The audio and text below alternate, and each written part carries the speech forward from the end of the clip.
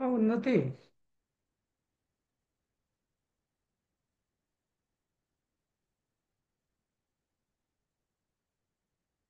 ऐकू येत आहे माझं?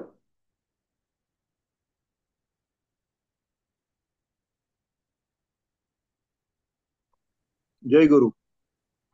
हा, जयगुर. ऐकू येत आहे का माझं? हो सर, होय, ऐकू येते येते. हा. येते व्यवस्थित ऐकू येते. हो. उन्नती, तुझं कोरिअर मिळालं हा मला.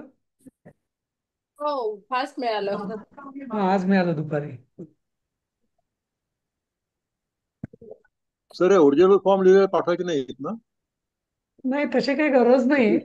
म्हणजे नाही ना, हा ठीक. कारण फक्त मी कॉपी पाठवा सगळ्यांचं तेवढं बघ. प्रिंट आउट काढून घेईन असं.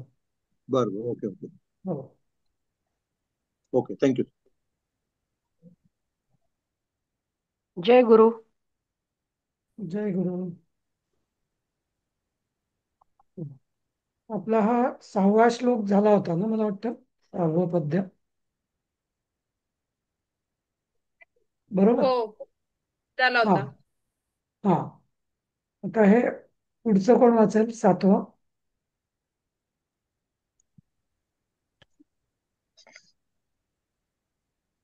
हा, देवी वाच. मी वाचू का? हा, हा ठीक चालेल, आहे. तुम्ही वाचा. हा, रवींद्र, तुम्ही वाचा. सातवा आहे ना? तो सहावा सातवा ना सर? 7वा. हा. इयम आदित्य संकांक्षे पद्मे सुरभि गंधी अभि अभि आहे का ते? गंध अभि, गंधा अभि अधुरे दृश्यते रम्या पद्मिनी पद्म शोभिता. हा, याचा मी सांगतो इयम अन्वय. आदित्य. हा, मी सांगतो मी अन्वयाचा. तर हम्म, दृश्यते हे त्याचं क्रियापद झालं. तर काय क्रियापद हा. दृश्यते? तर अं, म- पद्मिनी दृश्यते. हा, पद्मिनी म्हणजे सरोवर की ज्याच्यामध्ये खूप कमळ असतात, अशा सरोवराला पद्मिनी म्हणतात. हा, असं. पद्मिनीचा दुसरा अर्थ कमळाची वेल असा पण होतो, किंवा कमळ कमळ असलेलं ठिकाण या अर्थाने पण, किंवा जागा या अर्थाने पण पद्मिनी म्हणजे सर्व तलाव वगैरे असं.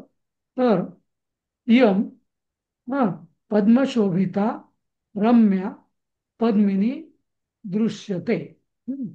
आणि त्याच्यामध्ये आदित्य संकाशही. आदित्य म्हणजे सूर्य, संकाशही म्हणजे सूर्यासारखं, काश म्हणजे चकाकणारं किंवा प्रकाशणारं. हं. तर आदित्य सूर्यासारखं चकाकणारं, चमकणारे. हा, सुरभी गंधीभी. सुरभी म्हणजे अं, द- सुर म्हणजे देव, आणि सुरभी म्हणजे स्वर्गतुल्य असा.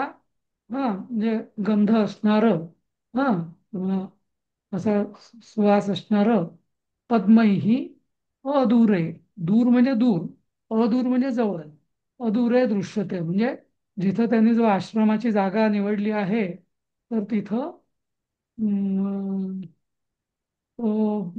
म्हणजे ती जागा अशी असते की जिथं, म्हणजे तो सांगतो की इथं, हा, यम म्हणजे ही, अं, अं, आदि रम्या म्हणजे रम्या पद्म पद पद्मिनी, हा, पद्मशोभिता पद्मिनी. हम्म. दृश्यते.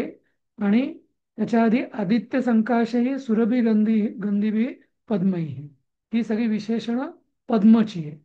आदित्य संकाशही सुरभी गंधीभी पद्मही. आणि पद्मशोभिता रम्या ही विशेषणं जी आहे ती पद्मिनीची आहे. असं. आणि मग असं अधुरे कोणाचं हे आहे? पद्मचं आहे का पद्मिनीचं आहे? अधुरे हे पद्मिनीचं स्थानदर्शक आहे. इयम, हा, म्हणजे येथे आदित्य संकाशैही, हा, पद्म सुरभी गंधीभी पद्मही, हा, रम्या पद्मशोभिता पद्मिनी अधुरे दृश्यते असं म्हटलं तरी चालेल. हं? पण ती कुठली विशेषणं कशाला करायची हे फक्त आपण केलं पाहिजे. जी सगळी तृतीया विभक्तीतली आहे ती सगळी यांना आहे, कमळांना आहे. आणि जी प्रथमेत आहेत पद्मशोभिता, रम्या आणि पद्मिनी, ही पद्मशोभिता आणि रम्या हे ही पण विशेषणं पद्मिनीची आहेत असं. पण सर, हे इयम आदित्य संकाशैही आहे, हे तर पद्मिनीसाठी आहे ना पहिलं. काय काय इयम आदित्य संकाशैही हे जे आहे ते हा पद्मिनीचं विशेषण आहे ना. म्हणजे ते सरोवर, काय जे कमळांचं सरोवर म्हणालात ना तुम्ही, कमळ असलेलं तलाव म्हणा किंवा सरोवर, नाही नाही नाही पद्मिनी म्हणजे. नाही नाही नाही कसं आहे, संकाशैही, तर हे जे आहे ना, ही तृतीय आहे ना सगळी.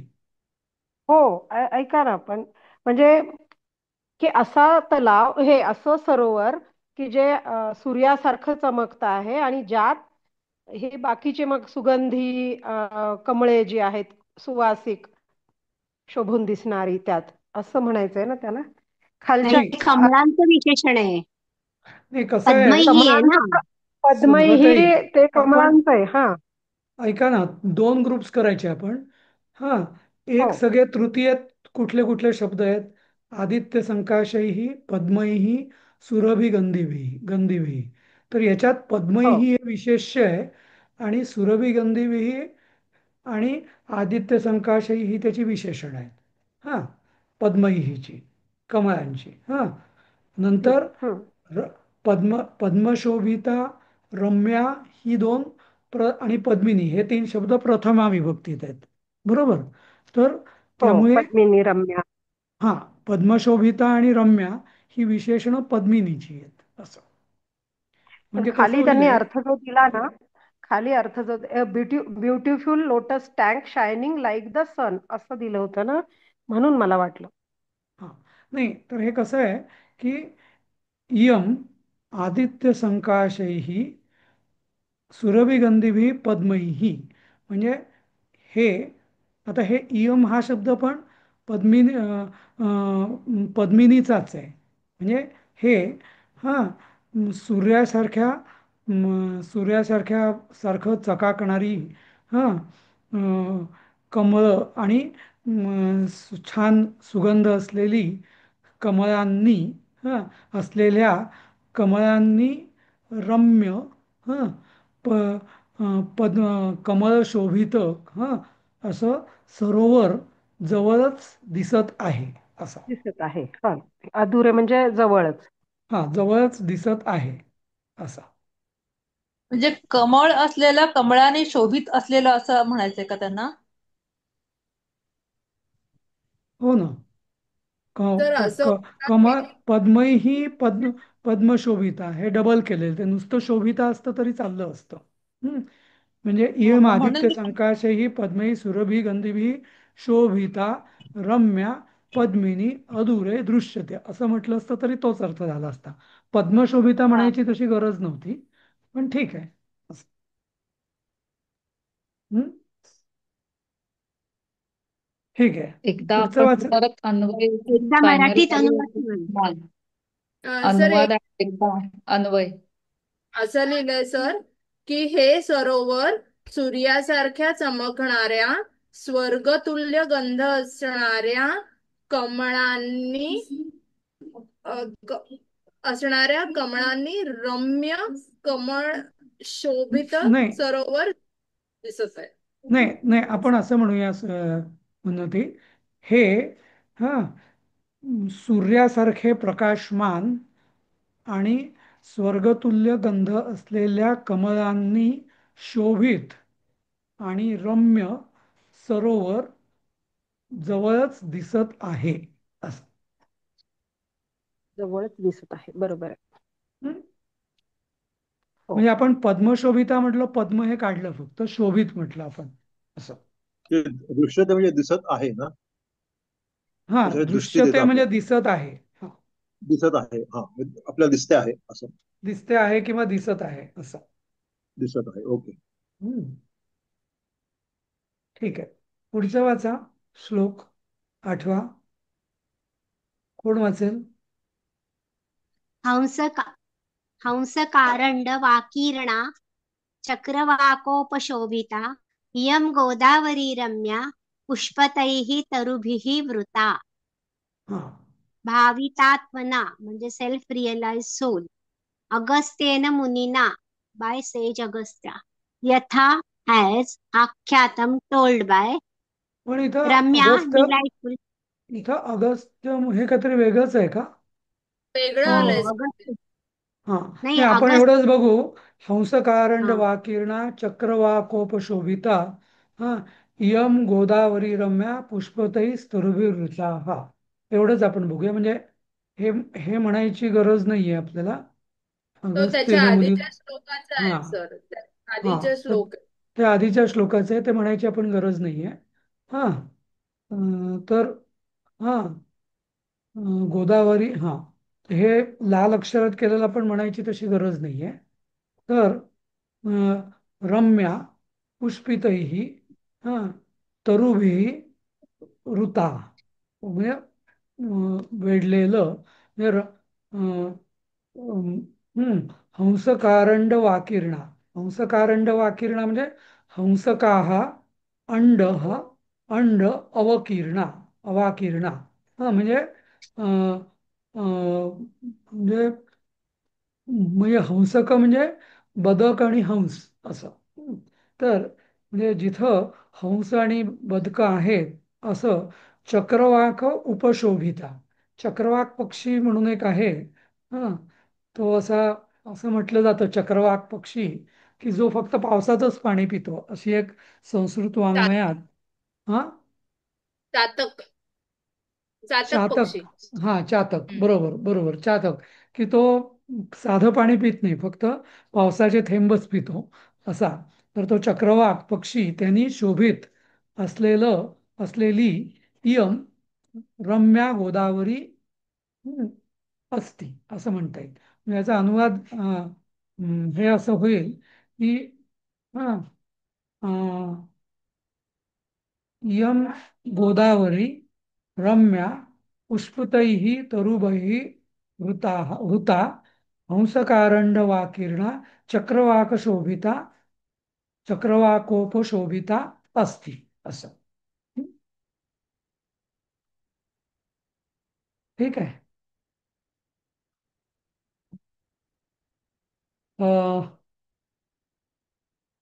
पुढे जाऊया. सर एकदा मराठी अर्थ सांगा ना. मराठी अर्थात इयम ही हम्म हा गोदावरी हम्म रम्य हा फुलझाडांनी हम्म वेढलेली हा फुलझाडांनी वेढलेली किंवा हा नंतर अं, हंस आणि बदकांनी अं, पुष्ट किंवा भरलेली परत आणि चक्रवाक पक्ष्यांनी सजलेली हा अशी आहे. अस्ति हे अध्यारोत.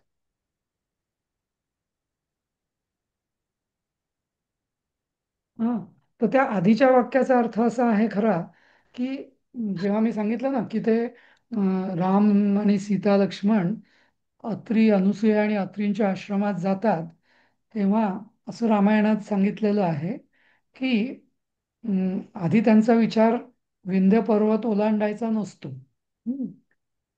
अत्री नाही, हा अगस्ती ऋषींच्या आश्रमात ते जातात तेव्हा त्यांचा विचार आधी विंध्य पर्वत किंवा विंध्य म्हणजे नर्मदेच्या खाली येण्याचा नसतो. पण असं म्हटलं जातं की अत्री आणि अनुसूया आणि अगस्ती ऋषींनी त्यांना दक्षिणेत पाठवलं, कारण रावणवध हे रामाचं एक अवतार कार्य असतं. तर ते पूर्ण व्हावं म्हणून त्याला दक्षिणेत पाठवलं जातं. पण कैकेयीने की त्याला अशी अट घातलेली नसते की तू दक्षिणेत जा. तिने फक्त सांगितलं असतं की तू 14 वर्ष वनवासात जा म्हणून असं. ठीक आहे, आपण पुढच्या श्लोकाकडे जाऊया. कोण वाचतोय म्हणजे पुढचा हे भाग? अत्री आणि अगस्ती आणि अनुसूया तिघं पाठवतात त्यांना नाही नाही दक्षिणेकडे. नाही नाही नाही, दोन दोन वेगळी गोष्टी आहेत. एक आधी ते म, अत्री आणि अनुसूयेकडे जातात.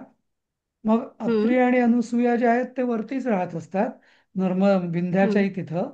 मग ते हम्म. अगस्ती ऋषी विंध्य ऋषीच्या खाली आलेले असतात, हा, दक्षिणेला. मग तिथे येतात, म्हणजे मग ते म्हणजे न नर्मदेच्या तिथे येतात, हा, नर्मदा पार करतात. आपला दक्षिण भारत आहे तो, असं भारताचं असं मानलं जातं की नर्मदेच्या वरती उत्तर भारत आणि नर्मदेच्या खाली दक्षिण भारत. हा, तर ती अगस्ती ऋषींची जी कथा आहे ना, तुम्हाला माहिती असेल की तो विंध्य पर्वत उंच उंच होत होता. मग अगस्ती ऋषींना विश्वेश्वर, काशीच्या विश्वेश्वराने सांगितलं की तुम्ही दक्षिणेत जा, आणि मग जाताना त्या विंध्याला तो जेव्हा नमस्कार करेल तेव्हा त्याला तसंच राहायला सांगा. हम्म. कारण तो मेरू स्पर्धाचा पर्वताशी स्पर्धा करत होता आणि उंच उंच होत होता खूप, अशी कथा आहे ती. आणि त्याचा काहीतरी खगोलशास्त्रीय पण रेफरन्स आहे त्याच्या त्या कथेचा. हा. अं, तर मग ते अगस्ती ऋषी काशीहून दक्षिणेत आले. हा. पण आधी अत्री आणि अनुसूयांकडे, की राम जेव्हा गेला होता ना, राम सीता लक्ष्मण, तेव्हा त्यांनी त्याला आधी अगस्तीकडे पाठवलं. अगस्तीने सांगितलं की तू गोदावरी किनाऱ्यावरती पंचवटी किंवा दंडकारण्य, पंचवटीत तू राहा, वास कर, असं.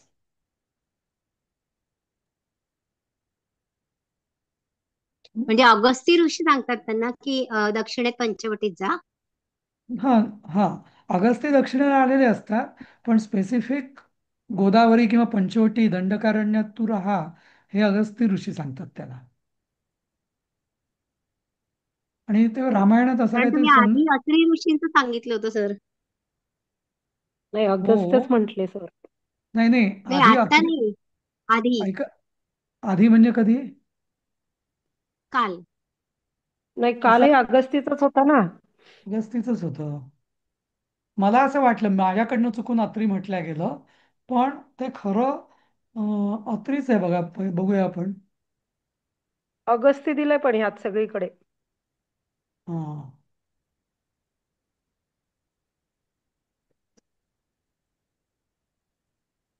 हे कालच्या ह्याच्यात तर काही नव्हतंच ऋषींचा उल्लेख. मीच मीच तुम्हाला नाही, मी सांगितलं तुम्हाला होतं. विचारली होती नाही, ना तुम्ही पार्श्वभूमी. सांगितली होती. तुम्ही हा, सांगितली होती सर. मीच मी सांगितलं होतं. पार्श्वभूमी विचारली होती बघा सर तुम्हाला. अगस्त्येन मुनीना आहे इथे. हा, ह्या श्लोकात दिसतंय त्या 8व्या. या श्लोकात श्लोकात. स्पेसिफिक हा. अगस्ती म्हटलेलं आहे वरच्या, म्हणजे हं. जे मी लाल अक्षरात केलेलं आहे त्या ह्याच्यात. अगस्त्य. हो. हा. हो. पण ते म्हणजे आधी अत्री अनुसूयेकडे जातात हे मला नक्की माहिती आहे, राम सीता. आणि मग त्याच्यानंतर ते अगस्तींकडे जातात, आणि मग अगस्तींकडून ते अजून खाली जातात, म्हणजे दंडकारण्यात जातात, असं. आणि असं म्हटलं जातं की दंडकारण्याच्या खाली जो पूर्ण प्रदेश आहे ना, म्हणजे कर्नाटक किंवा तमिळनाड वगैरे, तर तिथं सगळं रावणाचं साम्राज्य होतं. आणि या मधल्या मधल्या प्रदेशात जो कर्नाटकाचा जो ऋष्यमुख, हम्पी वगैरे जे आहे ना, तर तिथे वालीचं साम्राज्य होतं. सुग्रीव आणि वाली ते तिथं राहायचे, असं. ते शूर्पणखेचं वगैरे सगळं ते दंडकार म्हणजे गोदावरीच्या तिकडे नाशिकच्या तिकडेच झालेलं आहे. काय? हो, हे शूर्पणखेचं नाशिक. नाक कापलं वगैरे ते सगळं. हो, हो, हो, अगदी. हो ना, पण आणि तुम्हाला सर अजूनही ते सीतेमाता म्हणजे मला आले नाशिकला होते. तेव्हा ना, काय ते? तेव्हा म्हटलं वालीचं साम्राज्य होतं. वाली तर वानर होतं ना, वानर होते, मग हम्म. त्यांचं साम्राज्य होतं. हो, हो. म्हणजे तो सध्या पूर्ण घनदाट जंगल होतं, दंडकारण्य जे होतं ना. हम्म, हे पूर्ण तिथे घनदाट जंगल होतं. आणि अजूनही म्हणून तुम्हाला वानर माहिती असेल ते तिथे वानर जास्ती. नक्षलवादी वगैरे असतात ना, तर ते बघा, ते आंध्र प्रदेश आणि खालचं जे आहे ना, त्या पट्ट्यामध्ये म्हणजे दंडकारण्य हा प्रदेश वरचा पूर्ण, म्हणजे नर्मदेचा खालचा प्रदेश, तो थेट आंध्रापर्यंत पसरलेला जो प्रदेश होता ना, त्याला दंडकारण्य म्हणायचे. हा, मोठं होतं म्हणजे. हम्म. आणि पंचवटी म्हणजे काय? पंच म्हणजे पंचवाटिका, असं, म्हणजे पाच उपवाटिका किंवा पाच उद्यानं. झाडांचं. बगीचे अच्छा. किंवा हा, छोटे. म्हणून त्याला पंचवटी म्हणतात. अजूनही नाशिकमध्ये पंचवटी नावाची एक जागा आहे, मला वाटतं. आहे ना, आहे ना. हा, हा. चला पुढचा वाचूया आपण. 9वा श्लोक. मी वाचू. हा, वाचा. मयूरनादिता रम्याः प्रांशवो बहुकन्दराः दृश्यन्ते गिरयः सौम्य फुल्लैः तरुभिः आवृत्ताः. म्हणजे आवृताः. हे सौम्य आवृत्ताः ना. आवृताः बहुवचन आहे. आवृत हा आवृताः. हम्म. डबल त नाही. हो बरोबर. इथे वेगळे शब्द दिलेत का? ह्याचाही अर्धा श्लोक आहे का? मृगयुथ पीडिताः. हा, थोडं थोडं वेगळं आहे. नाही, आहे हा मयूरनादिता आहे. हे मृगयूथ पुढचा आहे पीडिता हा आहे, हा एक शब्द. हे काही नाहीये. हा, काही काही मयूरनाद नाही, मयूरनादिता हा आहे ना. Sounds of peacocks. हा, रम्याः ब्युटिफुल. प्रांशवः टॉल. बहुकंदरा विथ न्यूमरस केव्ज. फुल्लैः नाही, ते फ्लॉवरिंग. आपण तरु आपण आपलेच शब्द बघूया. मयूरनादिता म्हणजे काय, की मोरांचा आवाज. आवाज. हा, मोरांचे ही आवाज. हा म्हणजे हा, तर ही कशी आहे, तर ही म्हणजे आता स्त्रीलिंगी आहे सगळं हे. मयूरनादिता. हा, रम्याः. हा, प्रांशवाः. प्रांशव हा, प्रांशव हा उंच. बहुकंदराः म्हणजे खूप गुहा आहेत. नाशिकला बघा बऱ्याच त्या पांडवलेणी वगैरे आहेत ना तिथं. त्या हो हो. गुहा आहेत. हा, आणि त्या कशा आहेत, मयूरनादिता, की जिथे मोरांचे आवाज आहेत, उंच, रम्य. हा, नंतर फुल्लही तरुभईही आवृता म्हणजे फुलझाडांनी वेढलेल्या. हा, आणि आणि गिरयहा. म्हणजे अ, असे पर्वत. पर्वत. हा, असे पर्वत. हा, अ, आणि अशा गुहा. हा, बहुकंदरा हा दृश्यन्ते दिसतात, दिसत आहेत असं. म्हणजे हे काय गोदावरीच्या जवळ की नाशिकच्या हा, जवळचं आता त्या म्हणजे ते गोदावरीच्या ज्या म्हणजे नाशिकचा जो हे आहे ना, प्रदेश आहे प्रदेश ना. प्रदेश हा, आहे. हा, तर त्याचं हे वर्णन आहे. म्हणजे पहिल्या ह्याच्यात नुसतं सरोवरा वगैरे वर्णन होतं. नंतर मग गोदावरीचं वर्णन आहे. आता हे ते पांडवलेणी वगैरे ज्या म्हणजे ज्या गुहा वगैरे आहेत ना, तर त्या गुहांचं हम्म. वगैरे इथं वर्णन आलेलं आहे असं. गुहा आहेत, पर्वत नंतर आहे आणि फुललेली झाडे आहेत. हा, तर असं होईल का ते, हे लक्ष्मणा, मोरांचा आवाज असलेल्या गुहा, रमणीय उंच, नाही, मोरांचा आवाज असलेली रमणीय उंच खूप गुहा असलेले फुलझाडांनी वेढलेले असे पर्वत येथे दिसत आहेत. नाही, आपण असं करूया, की तर कंदरा म्हणजे लेणी की गुहा? ऐका ना, ऐक ना. गिरय हा हा हा वेगळा शब्द आहे. हा, आणि हे सौम्य. बाकी सगळ्या ज्या मयूर नादिता, रम्या हा. हा, आणि प्रांशव हा गिरय हा, हे दोन शब्द एकत्र करूया आपण. हा, कारण दोन्ही पुल्लिंगी आहेत. हा, तर हे लक्ष्मणा, उंच पर्वत आणि हा मोरांच्या आवाजाने रम्य अशा गुहा. आ रम्य अशा आणि फुलझाडांनी वेढलेल्या खूप गुहा दिसत आहेत असं. नेहमी काय करायचं, ते विभक्ती विशेषण विशेष्य वगैरे जे असतात ना, तर त्याचं ग्रुपिंग करायचं. आता इथं कसं, प्रांशवहा आणि गिरयाहा हे दोन्ही पुल्लिंगी शब्द आहेत. हा, आणि बाकी सगळे नादिता, कंदराहा, तरुभिरावृताहा या सगळ्या स्त्रीलिंगी आहेत असा. त्या गुंफा किंवा गुहा. हा, आणि हे हे लक्ष हे हा, लक्ष्मणा, उंच पर्वत आणि मोरांचे आवाज असलेल्या रम्य अशा फुलझाडांनी वेढलेल्या खूप गुहा दिसत आहेत. हा, मोरांचा नाद ऐकू येत असणाऱ्या आणि म, फुलझाडांनी वेढलेल्या खूप गुहा दिसत आहेत. पण मग गिरयाचं इथं हे हेच आलं नाही वाक्यामध्ये. गिरयाचं आलं ना, पर्वत, उंच पर्वत. ते सर अजून एका ह्याच्यात दिलंय की ते पर्वतच आहेत की ज्यात त्या गुहा आहेत. Those soaring mountains are appearing beautiful with many caves. Surrounded by flowered trees आणि sounded by peacocks and they are neither far off nor very near bye.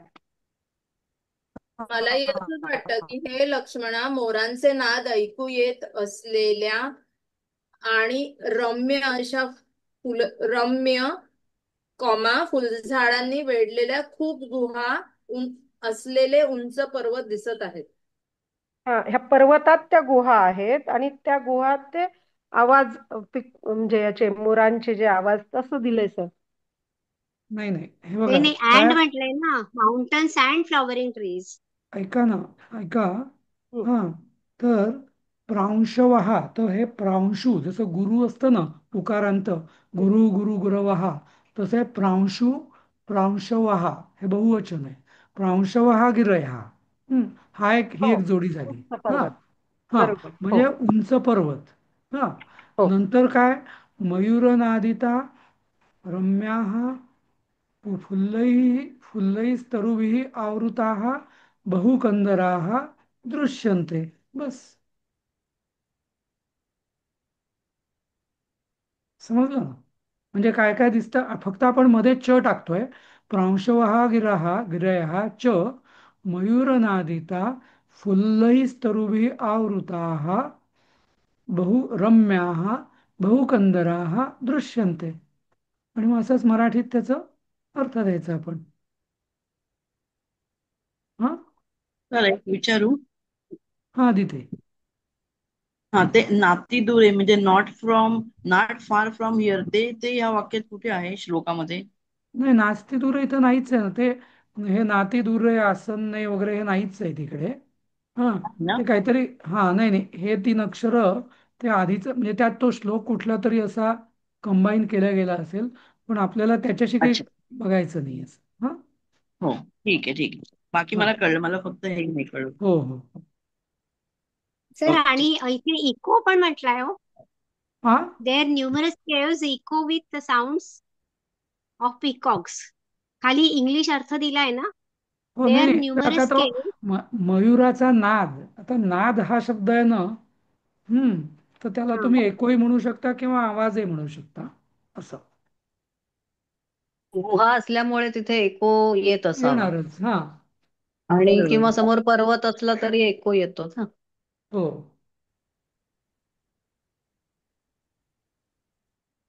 ठीक आहे. पुढचं तर 10वं बघूया. कोण असतंय? मग तर मोरांचे नाद आणि प्रतिध्वनी असं लिहायला पाहिजे. हे प्रतिध्वनी हा शब्द नाही, आपण नादच हा शब्द वापरला ना, हा, हा, तरी पुरेसे की आहे. त्यात सगळे आले. हा. अच्छा. हा. हम्म. नाद म्हणजे कसं असतं माहितीये का, संस्कृतमध्ये ध्वनी आणि नाद याच्यात फरक आहे. हम्म. हा. हो. ध्वनी, नाद म्हणजे काय, मूळ आवाज हम्म. संपल्यानंतर त्याला आपण गुंज तो म्हणतो ना, गुंज. हा, हो हो त्याला हो. नाद म्हणतात. हा. हम्म. हम्म. हा, म्हणजे तो मूळ आवाज संपल्यानंतर सुद्धा त्याचं इफेक्ट राहतो, त्या इफेक्टला नाद कंपन म्हणतात. राहतात. हा. बरोबर. असं. हम्म. हा, म्हणजेच वाचा एको स्वाती. का? वाचा स्वाती तुम्ही. हा. एव मुक्तस्तु रामेण लक्ष्मणः परवीरः अचिरेणाश्रमं भ्रातुश्चकार सुमहाबलः. हम्म. ठीक आहे, आता याचा मी अन्वय सांगतो. आता इथं क्रियापद आधी बघायचं. क्रियापद काय, चकार. हा. तो लिटकार आहे तो. हा. मग क्रू करोतीचा, ते पण लिटकारमध्ये चकार म्हणजे केलं. हा. असं. नंतर काय, रामे म्हणजे आता रामेण उक्तः. रामेण उक्त म्हणजे रामाने सांगितल्यानुसार. हा. लक्ष्मण हा, त्या परवीर हा, परवीर म्हणजे शत्रू. हा. शत्रूंचा नायक किंवा शत्रूंमधला वीर, आणि हा म्हणजे त्याला हरवणारा तो परवीर हा, ते त्याचं विशेषण आहे लक्ष्मणाचं. तर म्हणजे पराक्रमी थोडक्यात. तर हा असं रामा एवम एवम म्हणजे अशा रीतीने रामाने रामेण उक्तहा तू रामाने म्हटल्यानुसार पराक्रमी लक्ष्मण हम्म, अचिरेण चिर म्हणजे जुनं किंवा आरामात हळूहळू हा उशीर किंवा हा हा तर हळू. अचिरेण म्हणजे त्वरित हा आश्रमम हा अ, अं, हा भ्रातुः धातू. भ्रातुः हे पण लक्ष्मणाचं विशेषण आहे हा रामाने सांगितलं अशा रीतीने रामाने सांगितल्यानुसार भ्रात भ्रातुः परवीरहा लक्ष्मणा म्हणजे भाऊ पराक्रमी लक्ष्मण हा लगेचच हा आणि महाबला हे पण लक्ष्मणाचं विशेषण आणि महापराक्रमी महाबली लक्ष्मण त्वरित आश्रम करता झाला असं बांधता झाला किंवा करता झाला असं तर अचिरेण म्हणजे मला अर्थ नाही कळला. अचिरेण तर लगेचच चिर म्हणजे त्वरित. उशीर न करता ना सर. काय उशीर न करता हो उशीर त्वरित न त्वरित करता. त्वरित हा त्वरित चिर लगेच. चिर म्हणजे हा शब्द ना दोन तीन प्रकारे वापरला जातो चिर म्हणजे म्हातारा किंवा जास्त काळ असलेला असा ओल्ड हा आणि चिरेण म्हणजे काय खूप वेळ लावून असं खूप वेळ घेत म्हणजे चिर म्हणजे खूप वेळ हा अचिर म्हणजे कमी वेळ आणि अचिरेण म्हणजे कमी वेळात असं म्हणजे खूप कमी वेळात म्हणजे लगेचच असं हं? अचिरेण आश्रमम चकार असा याचा हे म्हणजे आश्रमम आता आश्रमम हे कर्म आहे काय केलं आश्रम केला कोणी केला लक्ष्मणाने केला लक्ष्मण हा आणि म्हणून लक्ष्मणाची चार विशेषण आहेत कुठली सुमहाबल परवीर भ्रातु ही तीन विशेषणं लक्ष्मणाची असं मग इथे सुमहाबल्याचा अर्थ नाही घेतला आपण. हा ते आलं ना सुमहाबला म्हणजे महाबली असं हं? म्हणजे याचा अर्थ रामाकडून सांगितल्यावर शत्रूंचा संहारक भाऊ महाबली लक्ष्मण त्वरित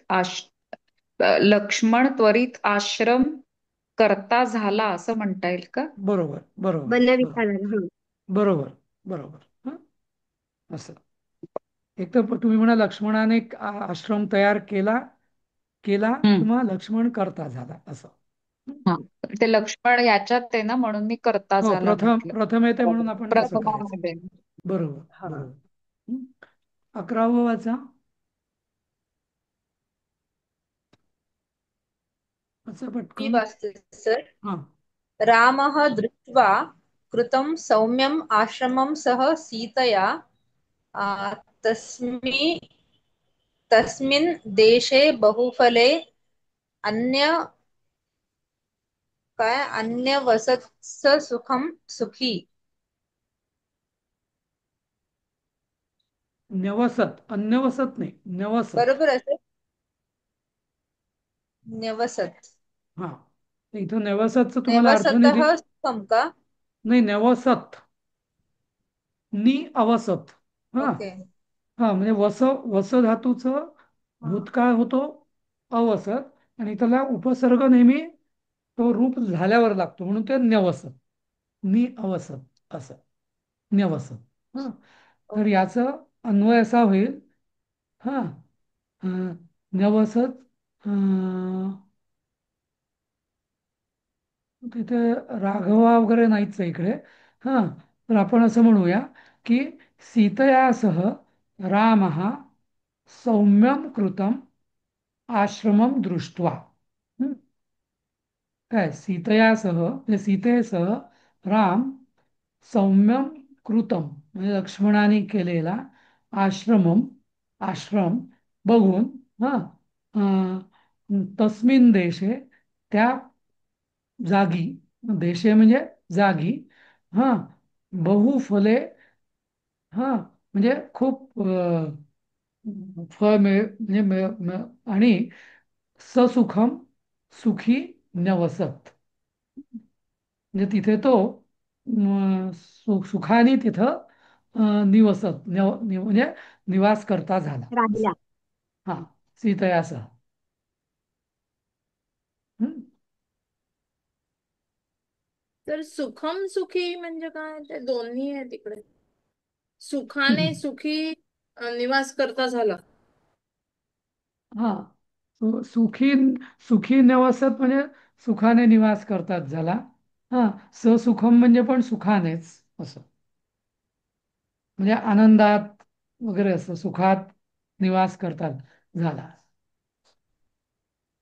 सर परत एकदा मराठीत सांगा ना. सीतेसह रामाने लक्ष्मणाने तयार केलेला आश्रम पाहून हा, त्या त्या देश जाग त्या जागेत हा खूप सुखाने निवास करता झाला. निवास करता झाला. हा, हे बहुफले मला एवढं कळलं नाही. बहुफलेचं काय सर? हा बहुफले. हा, तेच सांगतो बहुफले मी. का? बहुफलेचा अर्थ डायरेक्ट असा नाहीये, पण बहुफले आणि सप्तमी आहे बहुफले, तर त्याचा काही अर्थ लागत नाहीये मला पण. बहुफले तस्मिन देशे न्यवसत. हा, म्हणजे देशाचं विशेषण आहे का? त्या विषय ठिकाणाचं हा, तस्मिन बहुफले देशे असं म्हणता येईल, बरोबर. फळ तस्मिन देणारी बहुफले जागा देशे असं म्हणजे का? त्या खूप फळ देणाऱ्या जागेत असं, फळ देणाऱ्या खाली जागेत. सर ते सुपीक खाली जागेत. जर ते नाही ते पानांनी आच्छादित कॉटेज ते ते असतात जाऊ द्या, दिले ते मग. ते वेगळंच आहे कारण. हा हा, वेगळंच आहे ते. हा, ते जाऊ द्या. हं? तर सुपीक बरोबर हा आहे, पण म्हणजे म्हणजे उषाताई लोकांनी बहुफले हे देशेचं विशेषण आहे, बरोबर, कारण दोन्ही देशाचा विषय. हा सप्तमीत आहेत. हं? दोन्ही असं. सप्तमी आहे. हं. मग बहुफले म्हणजे सुपीक देशात अशा अर्थाने असेल सुपीक, का? हा सुपीक, बरोबर, या सुफळ अर्थाने सुपीक. सुफळ म्हणतो आपण तसं. हा, हा सुफळ देशात. सुजलाम हा, सुफलाम तसं. हा, सुफलाम तसं. तसं. हा, तसं तसं. हा, मग फळ सुखाने देणाऱ्या निवास करता झाला. करता झाला. हो. हो. ते वन आहे ना, म्हणजे ते फळच जास्त सोयीस्कर पडतं सुपीक हं? म्हणण्यापेक्षा. ते वन आहे ना, जंगल आहे, त्याच्यामध्ये झाड आहेत, तर झाडांना फळं आहेत. हा, आणि सुफलाम खाली अर्थ लिहिलाय विथ अबंडन्स ऑफ फ्रुट्स. कुठे म्हणजे लिहिलंय? सुफलाम बहुफले म्हणजे मराठी शब्द सुफलाम सुफलाम. बहुफले म्हणजे हा, पुढे वाचा ना, पुढचं वाचा 12वं. कश्चित् कालं स पंच धर्मात्मा हा सीतया लक्ष्मणेन च अन्वास्य अन्वास्यमानो अन्वास्यमानो निवसत् स्वर्गलोके यथा मरः. हा. हम्म. तर इथं परत अन्वास्यमानः, अन्वास्यमानः म्हणजे हा, आणि एकत्र राहत नाही असताना. परत, नाही परत इथं क्रियापद न्यवसतच आहे. हा, न्यवसत. हा, आणि आता तो म्हणजे सहा धर्मात्मा म्हणजे राम. हा, तो धर्मात्मा सीता सीतेसह, हा, आणि सीतया आणि लक्ष्मणेन सोबत. लक्ष्मण, सीता आणि लक्ष्मणेबरोबर दोन्ही तृतीयाच आहेत. सीता आणि लक्ष्मणाबरोबर. हा, नाही नाही, सीतया लक्ष्मणेन च अन्वास्यमाना. अन्वास्यमाना म्हणजे एकत्र राहत सीता असताना. सीते आणून लक्ष्मणाकडून सेवित, सेवित असा. हा, यथा अमरः स्वर्गलोके न्यवस, स्वर्गलोके, तर अध्यारूत आहे तथा कश्चित कालम न्यवसत असं. परत एकदा म्हणजे मी अन्वय. स्वर्गात जसे देव राहतात. हा, जसे यथा अमरः स्वर्गलोके, हा, कंसामध्ये अ, अवसत किंवा निवसत, परत याच्यामध्ये कंसामध्ये तथा सहा धर्मात्मा सीतया लक्ष्मणेन च अन्वास्यमानः कश्चित कालम न्यवसत. कश्चित कालम म्हणजे थोडा वेळ, थोडे दिवस. कंचित आहे, हा तर कश्चित नाही, म्हणजे कंचित काय? आहे, कंचित. हा, तर यथामरह म्हणजे काय? यथा अधिक अमरहा. यथा म्हणजे जसे, अमरहा म्हणजे देव. यथा अमरहा स्वर्गलोके, याचा अन्वय तुम्ही असा बघा, यथा अमरहा स्वर्गलोके, कंसामध्ये लिहायचं न्यवसत, परत दुसऱ्या कंसामध्ये लिहायचं तथा, म्हणजे जसे